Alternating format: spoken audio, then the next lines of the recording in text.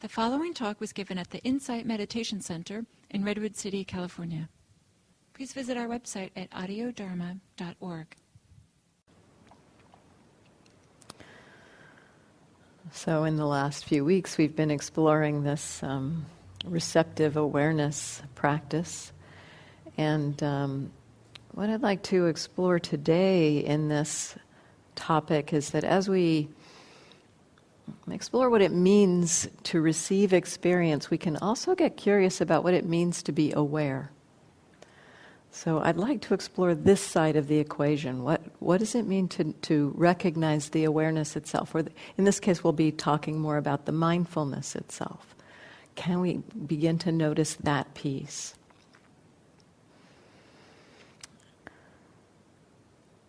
One of the ways I think that it's most interesting or easiest to begin to explore this is by beginning to be curious about where mindfulness gets lost and when it comes back. What we typically talk about or call the wandering mind or getting lost in thought. When we get lost in thought, essentially what's happened there is that mindfulness has gone away.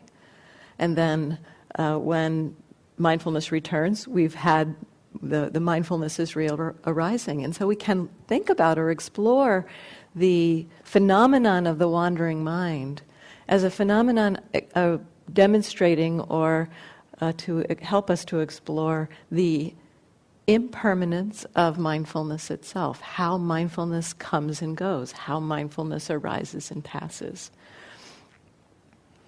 So we can begin to look at how mindfulness gets lost, the things that catch us, the things that pull us away from mindfulness, and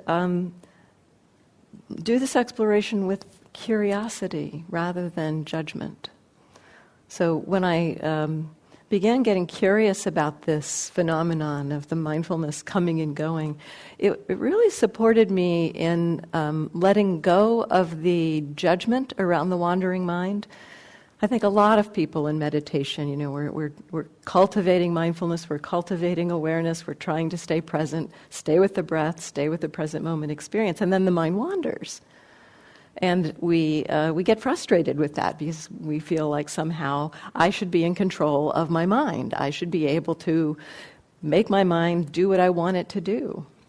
Well, this is one of the great lessons that we learn with our mindfulness practice, is that very much our minds are not really under our direct control all the time, or much of the time even. And so we learn something about the out of control or the uncontrollability of our minds, and it's not something that we need to take personally. It is just the nature of a human mind. So when you did this last meditation, how many of you had your minds wander? Everybody's hand should go up. Yes, my mind wandered. It is the human experience that's what happens.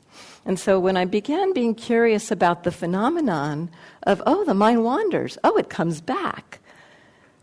How does it get caught? And what's happening when it comes back? As I got curious about recognizing the mindfulness itself, it really began to help me not judge the phenomenon of the mind wandering so much. It's like any time that I notice the mindfulness returning, as I suggested in the guided meditation, that when you notice the mindfulness returning, when you notice you've been thinking and mindfulness comes back, that moment is a great moment to begin to get the familiarity with what it means to be mindful, what it means for awareness to be there. In my own experience, when I notice that moment, there can be a kind of a contrast between what it's like now for the mind to be present and what it was like a moment ago when the mind was caught. And so there can be a little bit of clarity about recognizing, this is what it means to be mindful in that moment when mindfulness returns. If we're not judging ourselves for the fact that the mind was wandering, we've got that opportunity to see, mindfulness is back. This is what it's like. And so curiosity about that moment itself.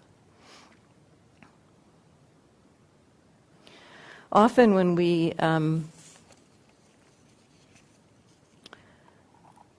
cultivate mindfulness, we are cultivating it. We can say maybe there's two kinds of awareness or mindfulness. One where we know that we already know that we're mindful, and we're reminding ourselves to be mindful. So that we could call this prompting ourselves to be mindful. So it's like, okay, yes, I'm aware, and I'm going to try to stay connected to the breath. The other kind of mindfulness is that moment when mindfulness returns. That moment that mindfulness comes back, we can call that unprompted, because we weren't in charge of that moment. We didn't have control over that moment. It just happened. Mindfulness returned. That's one of the great things about that moment, too, because it gives us a taste or a flavor of what it means to have a very natural moment of mindfulness. One that I didn't have to do or think about or construct. It was just there. It happened.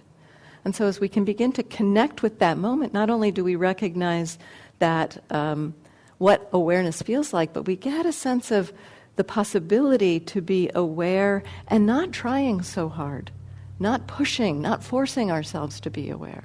So it's got some benefits to that moment of recognizing mindfulness returning.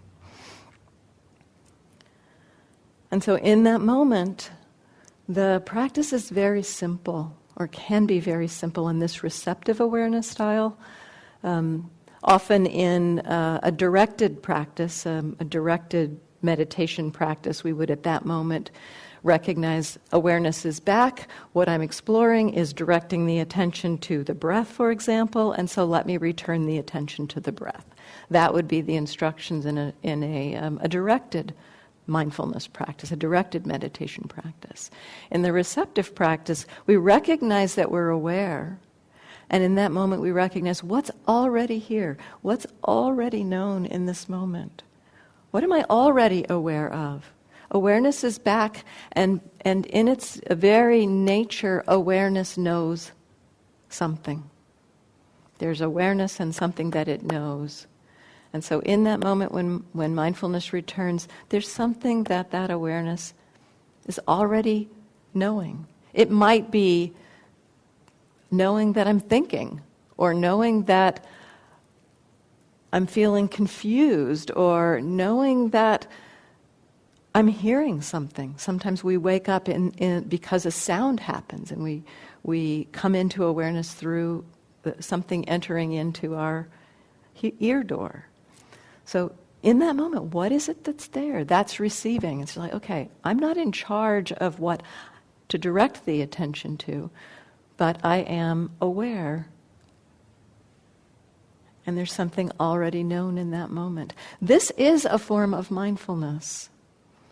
When I first started meditating and practicing mindfulness, I thought that the definition of mindfulness was that I chose what to pay attention to. And that's not quite the case. That is one form of meditation practice. But mindfulness itself, awareness itself, is simply the recognition of knowing what's happening in the moment while it's happening. We can choose in that moment to direct the attention or know what's already here. And that is a form of mindfulness. This receptive awareness where we're not directing the attention but receiving is a form of mindfulness practice.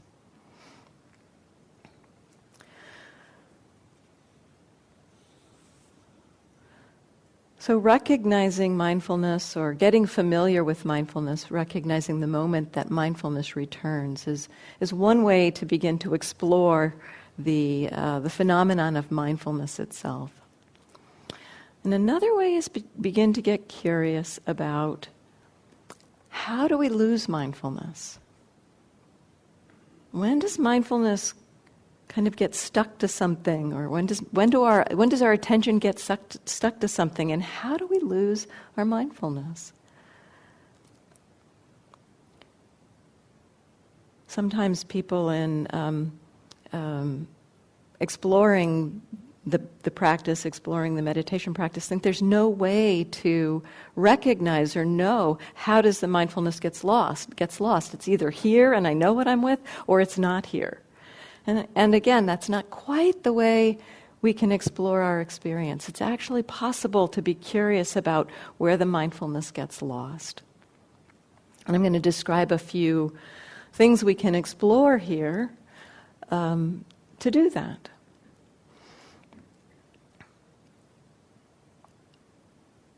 First thing I want to recognize again, or to point to again, is that this is an exploration of curiosity, not of judging ourselves.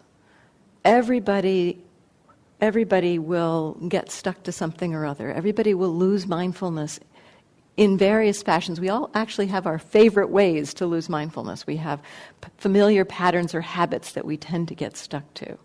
And so this isn't about judging ourselves, but it's more about, can I be curious about where do I lose mindfulness?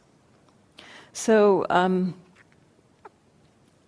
sometimes we can recognize that we lose mindfulness in particular activities more than others. Maybe, for instance, driving.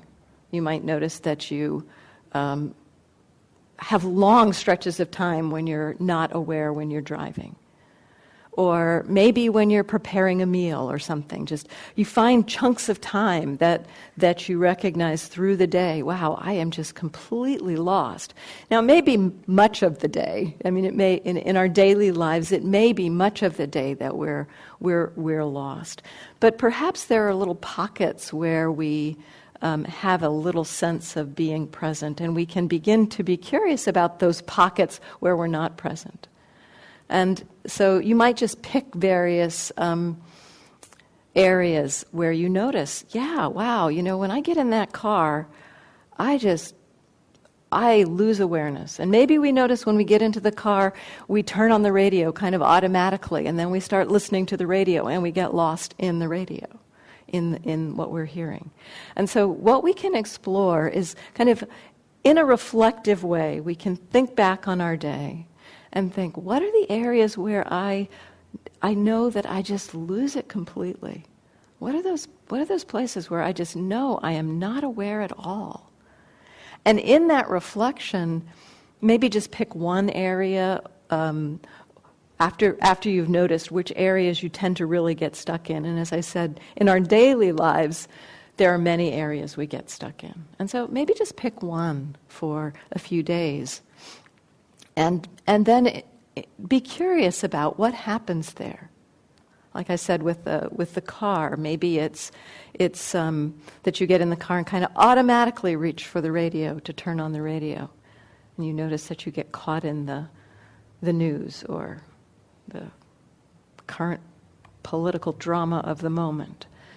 So the mind, you notice that you get stuck to something there. And so you might just recognize, oh, okay, I'm getting stuck when I turn on the radio. So maybe what would happen if I don't turn on the radio? And begin to explore the possibility of infusing mindfulness into places where we habitually get lost. So the first part of the exploration is kind of recognizing, yes, there are areas where I get lost, and then being curious about what happens there. What happens in those times? What happens when I wash the dishes? What happens when I get into the car? When you know areas that you tend to lose mindfulness, sometimes, and then set an intention. It's kind of like set an intention. Okay, I'm going to check out what happens when I get into the car. You could even put reminders on your car seat or something. Okay, pay attention to help you recognize or remember mindfulness in that time. So playing with the possibility of waking up in those areas where we tend to get lost.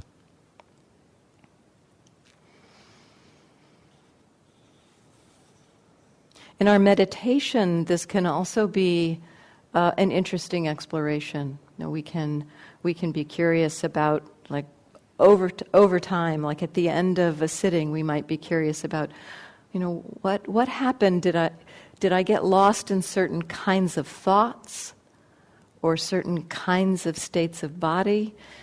If pain happens, often we get lost in pain. Or if strong emotional reactions happen, we often get lost in those. And so if we can be curious about that, we might begin to explore what happens there. Now the key in this, or a key kind of curiosity here, isn't about trying to force yourself to stay with something, but more curiosity about what happens when that comes up. Often, so if you begin to recognize that when you're sitting, you often get stuck when the mind starts planning, or you wake up a lot. Sometimes we can recognize our patterns or our places where we get lost by noticing what we are waking up into when our mindfulness returns. So we're waking up into planning a lot, and so that may be the thing that is taking us away. And so knowing that, as we can recognize, oh, planning is a hook for me, then you might be able to recognize the beginning threads of planning. You might just be able to recognize that. And then in that moment, or in those moments now, what you might think to do in that moment is, planning's happening. Oh, let me come back to the breath. Let me hold on to mindfulness. Let me try to stay present there. I'd like to encourage something a little different. Just see what might happen if it's like, planning is starting. Let's see if I can see how does the mindfulness kind of get stuck to that? Or what happens there? You might recognize that the first thoughts of, this is what I need to do tomorrow. And then see another couple of thoughts tumble on. And then feel a quick arising of anxiety. And that's where you get hooked, is in the anxiety. And as you are curious about exploring the process, sometimes you might be able to recognize, oh my gosh, anxiety, that's where the hooking happens. And then explore, what does it mean to be present for that? So rather than trying to force yourself to stay present with something where you tend to get hooked, I like to explore the possibility of being curious about, how does the mind get hooked to those things? What happens in there? And as we explore a receptive awareness, this is the receptive awareness practice where we are just looking at, what's happening now? And what's happening now? That style of practice lends itself to being curious about, what's happening now as planning thoughts are arising. And then anxiety is arising. So we're not trying to control or saying, planning thoughts are arising, come back to the breath, but it's no, planning thoughts are arising. What's happening along with that? What's being received? So exploring what is happening as the things that are sticky start. We may begin to see kind of a conditioned pattern, or a kind of an unfolding familiar pattern that we actually see we can meet with some level of mindfulness and be able to use some of our tools for staying present when we see something strong arise. Like, anxiety often is something strong where we tend to lose awareness, because our habit with that is to think, I need to think about this, I need to fix this or change this. I need to figure out how to do something in order to fix the problem that I'm anxious around. So, but there might be the possibility of recognizing, anxiety is arising. Maybe I can just feel it in my body and not be caught by the tumbling of thoughts around it. So as we begin to see where we, lose awareness, we begin to see where mindfulness gets kind of stuck. Sometimes I find that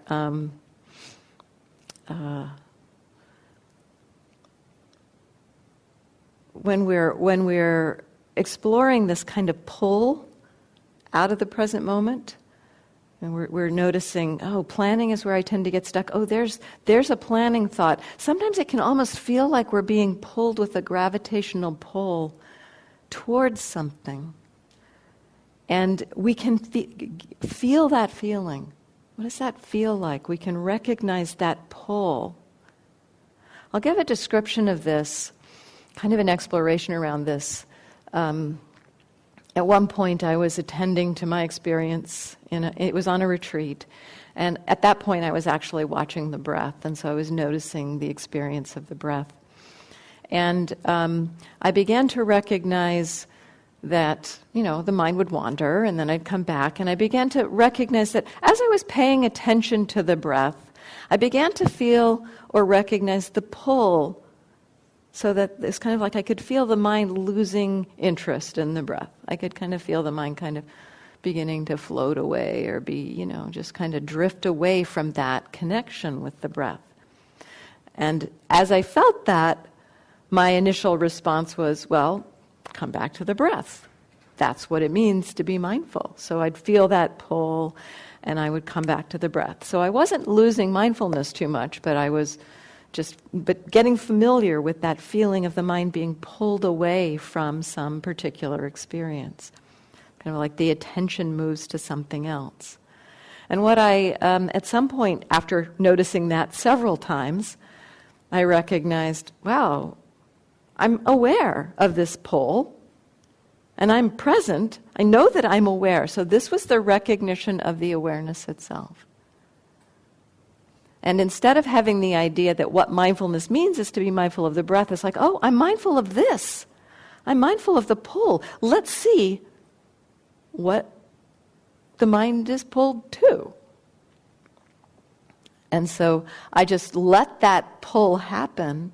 And to my surprise, what happened is that the mind kind of entered into a more settled and spacious place. That was not, it wasn't that the mind got lost in that moment. It was like it was pulling and relaxing. It was pulling away from a focused attention. And it was like, rest, relax, settle. And so that allowing the mindfulness to follow, I talked about following the attention in the guided meditation.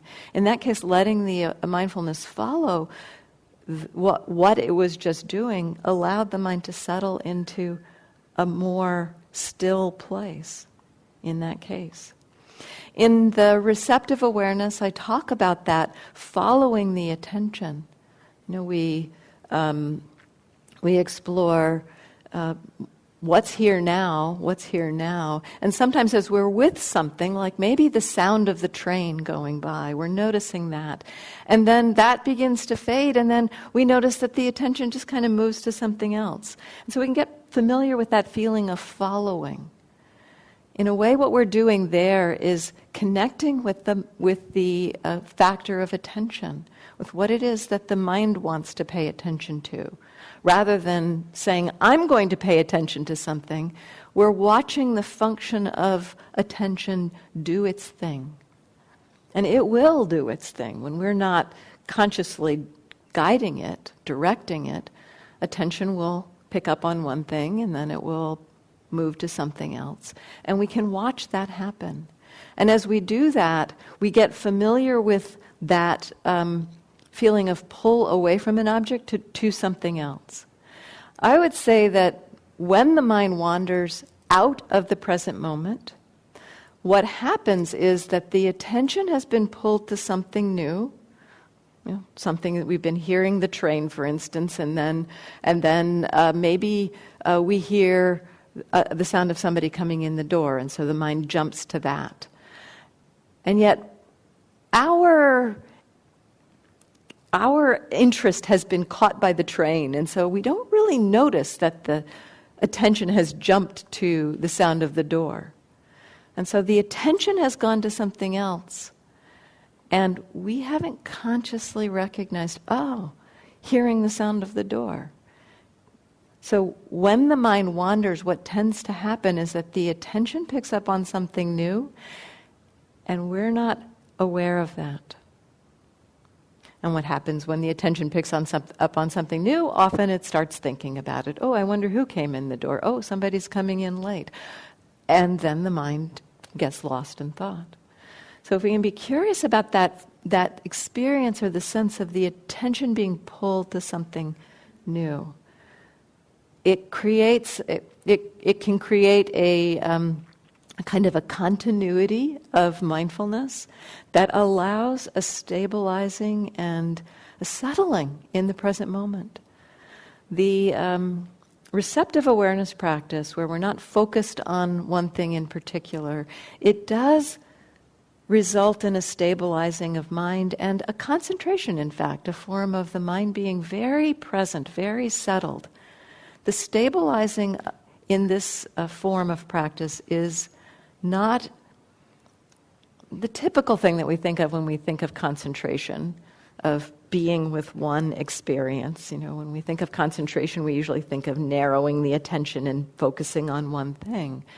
The form of concentration that happens in this style is a stability of the awareness, so that it's not caught by the various things that attention is pulled to. It can follow that. It can know, oh, awareness is pulled here, awareness is pulled here, awareness is pulled here. And the awareness stays present. There can be a sense of a stillness of the awareness in this practice, but a flow of experience. So it's got a different kind of feeling than the concentration on one point or one experience.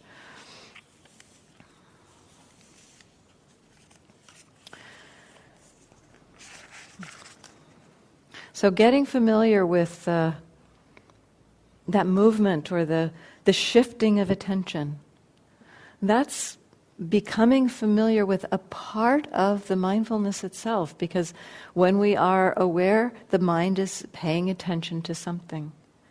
And as the attention shifts, we can allow the mindfulness to shift with that.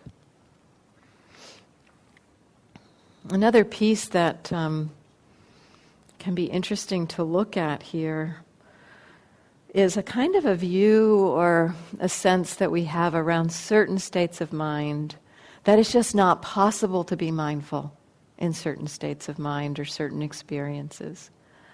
So sleepiness is often one of those, or spacing out, that kind of mind state. We can believe that it's not possible to be mindful in those states. It kind of almost by definition, it seems that spacing out means not mindful. What is spacing out? We might think, well, it means we're not mindful. But there is a state that the mind goes into when we're spacing out. And it's possible to be mindful of that state. I would say it's habitual for us to not be mindful in that state. But it's not necessary. Mindfulness is not an integral part of that state. And likewise with sleepiness. It is actually possible to be mindful or aware as the mind kind of sinks into sleepiness. We can know that. So there are states of mind in which we habitually get lost, but it's not necessary to get lost. And so some of this, at this point, is just pointing to information, because often we wake up into sleepiness, or we know sleepiness, we know that we're sleepy, and what we're doing in that time is telling ourselves, well, I'm so sleepy I can't meditate. I'm so sleepy I can't meditate. This is a problem. Oh, let me try to pay attention to the breath. Oh, I'm so sleepy I can't pay attention to the breath. So we're basically talking to ourselves about how sleepy we are. And in that talking to ourselves, we're lost in the story of being too sleepy to meditate. What I'd like to propose is, if you have enough awareness to have the thought, I'm too sleepy to be mindful, then there's enough mindfulness to be curious about the sleepiness itself. There are times when we don't even have enough awareness to recognize, oh, I'm too sleepy, we're just asleep. But there are those times where we think, yeah, I'm too sleepy to meditate. I've got to fix this, I've got to change this, I've got to do something about this. If you've got enough awareness to recognize that you feel like you're too sleepy to meditate, explore what it might be to be curious about the sleepiness itself. Often with a state like sleepiness or spacing out, I think I talked about this a little bit last week. Often with a state like that, what we're doing in that state is thinking we have to be paying attention to something in particular, or we're thinking that mindfulness has to feel a certain way. It's supposed to feel sharp and clear, and I'm supposed to know what the experience is very clearly. That's what mindfulness means. When our mind is sleepy, the experience is one of fogginess, of haziness. It doesn't feel sharp.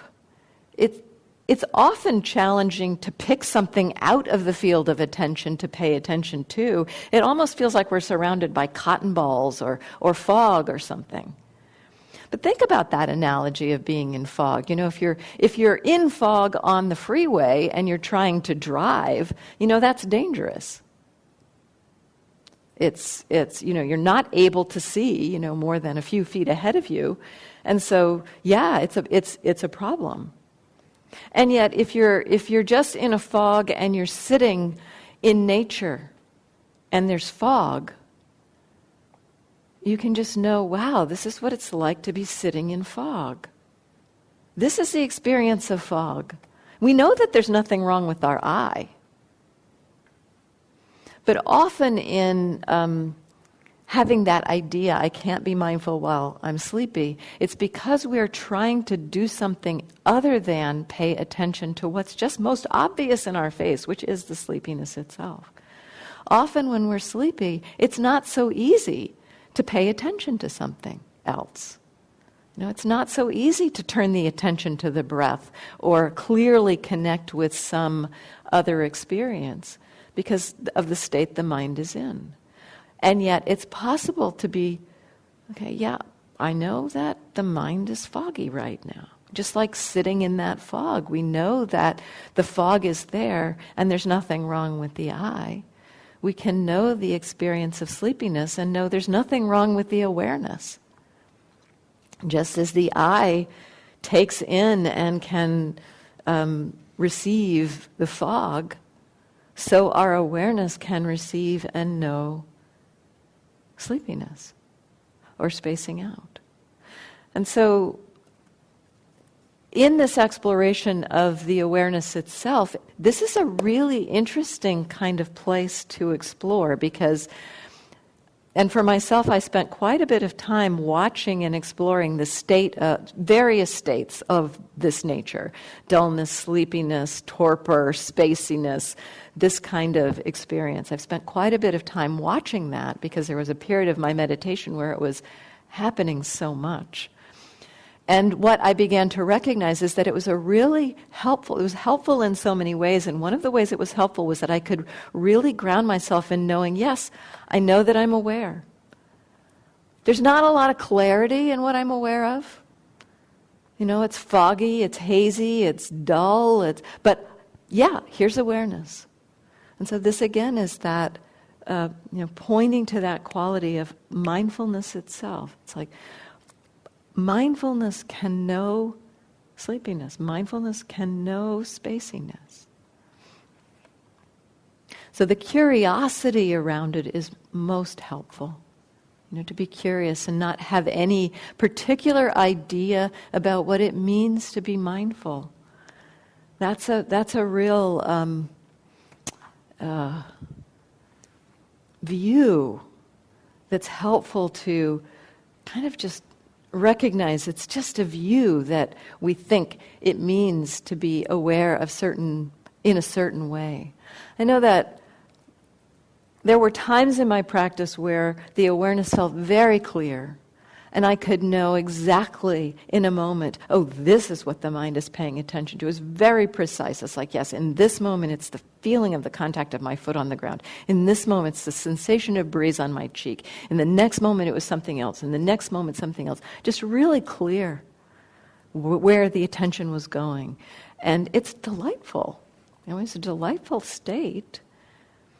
And in some ways I thought, oh, that, I've arrived. This is what it means. This is what really clear mindfulness is. And then when I was spacey or dull, it's like, well, this isn't clear mindfulness. And so I would try to fix or change the state of mind, thinking it was somehow a problem, something was wrong. At some point, I began to recognize, well, okay, this is what's happening, and I am aware of it. That's sufficient. That's enough. It doesn't have to be any different. And that kind of curiosity about, okay, well, this is what it's like now in this moment. It's like this is a mind that feels dull. I think initially I did feel like, well, this is a lesser kind of mindfulness. It's like, it's not as good as that other kind of mindfulness, but okay, I agree. I am aware here. I know that I'm aware. So, okay, my teachers have said this is enough, so I'll just try that. But what I began to recognize is there's certain states or certain experiences in that are possible for us in our minds. Certain completely radically different kinds of experiences that are not precise, that are not like, this is what's happening here. This is this sensation, this sight, this sound. Often I think in our recognition of being mindful, we like to know exactly what it is we are mindful of. It's like when we look up at the sky at night, we can pick out, oh, that's a star, or maybe we'll say that's a constellation, or there's a planet, or there's the moon. We're looking at things individually, like individual points in the night sky. And that's a very comfortable and familiar way to be mindful. And yet, there's a whole vast set of states of mind, of experiences that are not precise like that. That's just like, it's a wash of experience, like the Milky Way. We can know the Milky Way. We don't know the Milky Way by pointing individual things out. It's more like a cloud, kind of like the fog is like a cloud. But we can know that. And in our experience, there's a lot of things like that. States of mind that are vast and diffuse. Certain experiences of concentration can have that quality, the state of concentration. And what I found is that the exploration of the various forms of dull mind, sleepy mind, foggy mind, sleepy, hazy, spacey, those are also not precise experiences. They're vague experiences. And that's some of the reason why we don't like, or it's harder to be mindful of them too, because they're not so precise. And yet the exploration or the curiosity, yep, I'm aware and it's foggy, or I'm aware and it's kind of spacey, just that begins to give you the flavor of being aware of these non-specific experiences. And we tend to get lost in non-specific experiences. They're unfamiliar perhaps, or they're just hard to pin down. We like things we can pin down. That's what we're familiar with. And so as we touch into experiences in meditation that are not so precise and not so easy to pin down, it can be uncomfortable. It can be kind of hard to stay with because there's no there. And this is where we can step back into, okay, yeah, I know I'm aware. I know that I'm aware. Not really so sure of what it is that I'm aware of, or how I even know that I'm aware, but I do know that I'm aware. Again, coming back to the mindfulness itself.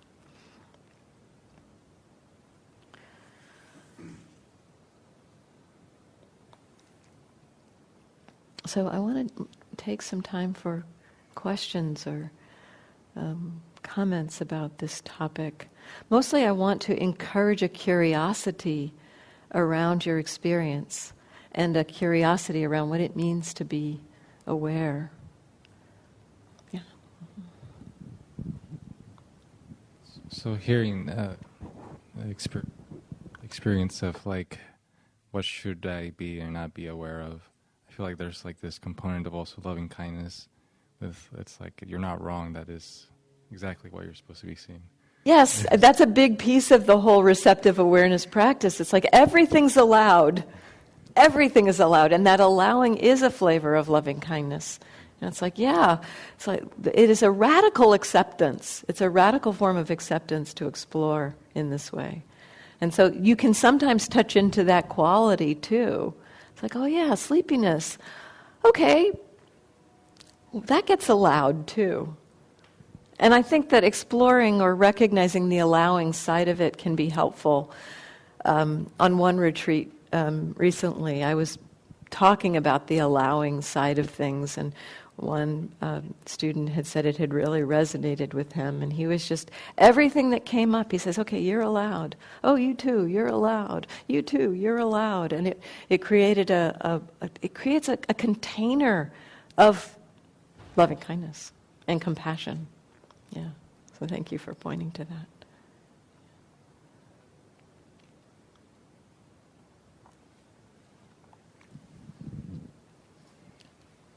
So I was on a 3-day retreat with a bunch of these young people last weekend, and I haven't been sitting much in a while, and so went there and didn't feel very concentrated. My mind was all over the place, and but one of the walking periods, I went outside, and I was just, I remembered what you had taught at one of your daily life practice retreats about just notice, where your vision goes, notice where your hearing goes, just noticing where the attention goes as I'm walking around. I'm noticing birds and plants and Yes.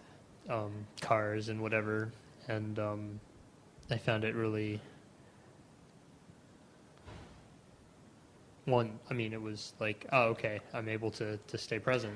Yes. And the thoughts were really not dying down, but the thoughts weren't taking over. It was Yes. more just being in the experience, and also it was nurturing, because I felt like before that I'd been kind of, at times anyway, beating myself up about not being able to stay concentrated, and this was like, just felt like It's kind of Yeah, coming just like into allowing alignment. whatever's there, It's and coming it's into like- alignment with what's happening.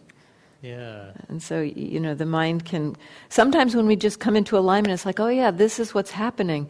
There can be a lot of releasing of tension that just allows us to really settle. So yeah, And that's, wherever it goes, it's okay. Yeah. Or it's right. Not just Yeah. okay, but that's where it that's is. Yeah. Exactly. It's already there. It's already there. You mentioned something that it flitted through my mind to speak about during the talk, but I forgot to do it. And it's another great place to begin to explore where the attention gets pulled, and that's in seeing and in hearing. So I'll just mention that. I did speak about this in the retreat the other week. But it's a great place to begin to see, where does the attention go? And so in walking, for instance, you can explore. So in doing walking meditation, instead of putting your attention on your feet, you can explore the field of seeing and hearing as a part of what's known. I mean, there's also the body moving, there's a lot going on, but a lot of what happens when we're doing walking meditation is that there's seeing and hearing happening. And often we're instructed to, put the blinders on, don't look around, and just go into the physical sensations of the body. But another way to explore it is to open the attention to include seeing and hearing, and then be curious about the attention again. So you could explore in the seeing realm, maybe take some time to explore, okay, seeing is happening. And then be curious about, so there's a distinction, we could say, between seeing and just kind of receiving. And when we're walking and seeing, it almost feels like it's a camera going through space and things are kind of moving by us, and it's just like, the attention's not landing anywhere in particular, but we know that we're seeing. And then at some point something happens. Maybe something moves and we see a bird fly across our field of vision, or a puppy dog comes out, or a car drives by, and the attention just gets riveted to that. So there's a distinction in that moment. We see that the attention has been pulled to something. And if we can be curious about that and not try to have the idea of, just being seeing, just receiving, that's better, but being curious about, the attention gets pulled to that. I can know that. So kind of being curious about the distinction between seeing and looking, and not trying to stop the looking, but just notice, the attention moved to looking. And then maybe, when does that change? We notice the looking, and then we keep walking, and then something else draws the attention, or maybe it just goes back to receiving, or maybe there's a sound and the attention goes to hearing. And likewise, in the field of hearing, we can kind of be in the receptive stance of just receiving the experience, and then suddenly there'll be something that maybe happens suddenly. Maybe, like in the meditation, this happened for me. It's like I was just kind of in this field, and then suddenly there's the sound of the train, and the attention kind of goes there. It moves to listening to the train instead of just kind of receiving the experience. And so, the sudden sound of somebody coming in the door, the hearing went to that. It started listening. And so we can recognize those distinctions between seeing and looking and hearing and listening. And that's very much in that terrain of the attention moving, of seeing the attention shift to something else. And not trying to stop it, but again, just like, wow, the attention shifted. I didn't do that. Like, I didn't say in advance, there's going to be a sound and I'm going to do that. I'm going to listen to that. It happened. And so we see that this process of attention is actually, it's conditioned. It's not something that we are, we can choose to pay attention to something. The factor of attention does have some degree of control. We can choose to direct our attention. But often what happens is the attention gets directed by something else, by the sudden arising of a sound, or in the visual field, often by movement or color. Our attention goes to something because of movement or color. In sound, it's often because of something unusual or sudden arising in the field of hearing that the attention gets pulled to that. And it's very natural. It's not like we're trying to stop it. But when we can notice that, we can notice the attention get pulled and stay present for it. So that's a great place to begin to get familiar with that, following the attention. And I think that's what you were pointing to. Yeah. Thank you. Yeah, behind you.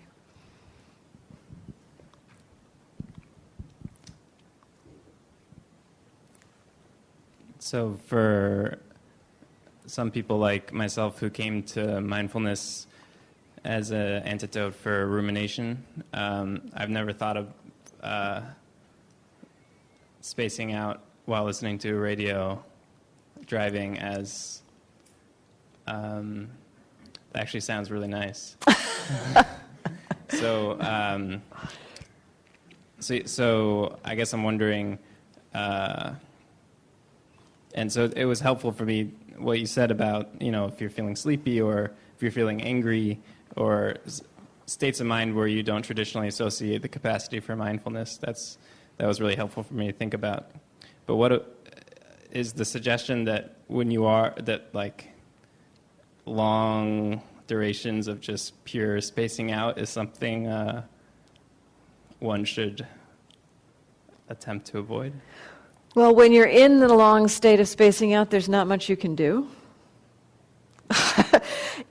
If mindfulness comes back in that state, in that moment, kind of curiosity about that. But I would like to say that, there are states of mind that can be very sticky for us.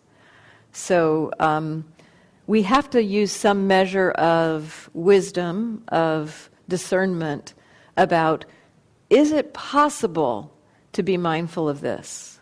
So what I'd like to encourage is that it's possible more often than we think. to be aware of things like sleepiness, spaciness, dullness, emotions. It's often we have the immediate kind of, oh, that's not mindfulness, come back to the breath. And so we're not even giving ourselves the chance to explore it. And so that's what I'd like to suggest. Give yourself the chance. But if you notice, you give yourself the chance. It's like, okay, can I be with this spacing out? And then you spend another 10 minutes spaced out. Maybe that experience is a little stronger than your ability to be mindful of it. And that might be a time where it's useful to pick something else. Pick a particular experience that you can connect with and stay with that for a few minutes to let the attention kind of lose its stickiness to that. Sometimes this might be true for a challenging emotion, a particularly reactive emotion, for instance. There were periods of time in my practice where anger was strong enough that I couldn't really pay much attention to it. And so I learned a strategy for it. I would try. I would try to turn to it, and I would just find myself in the swamp of anger for long stretches of time. And so for a period of time, I just recognized, okay, that state of mind has more power than my mindfulness has right now. It's like it's a tsunami, and my mindfulness is like a little trickle of a stream. And so I recognized that, and recognizing that the mindfulness isn't strong enough to meet that state. When I noticed the anger coming up, I would kind of acknowledge that state. It'd be like I'd bow to it. It's like I'd see you, and I'm not able to be mindful of you. And so I'm not going to try to stop you or repress you, but I'm also going to put my attention on something else. I'm going to turn my attention to something else. And often I find it most helpful to turn to something neutral as opposed to something pleasant when there's a difficult state of mind going on, to shift the attention to something neutral. Maybe for me, often I was walking when I got angry, so I directed the attention to the feet for that time. So we have to learn the warning signs about when something is too strong to do this exploration with. But give yourself an opportunity to try. And be willing to be in a place where it's kind of like, well, am I mindful? This is kind of fuzzy, hazy, and I don't know if I'm mindful, but okay, just give yourself a chance to play with it. Because there's a lot of we have these beliefs. I can't be mindful while this is happening. I would say if you have that thought, don't believe that thought, and give it a try. see what happens. But do have some discernment about whether it's too strong. And I guess I'm just a quick follow-up to that. I guess I'm asking, if you know that you have the capacity to be mindful, is it ever appropriate, you think, to elect not to be? It depends on what practice you're doing. For instance, if you are exploring a concentration practice and you recognize you have the capacity to be mindful of a spacing out state or to turn your attention back to the object that you're concentrating on, shift to concentration. It just depends on what your practice is and what you're exploring, cultivating. That's up to you. Yeah. And it's time to stop, unfortunately. So thank you for your attention. And I'm going to be away.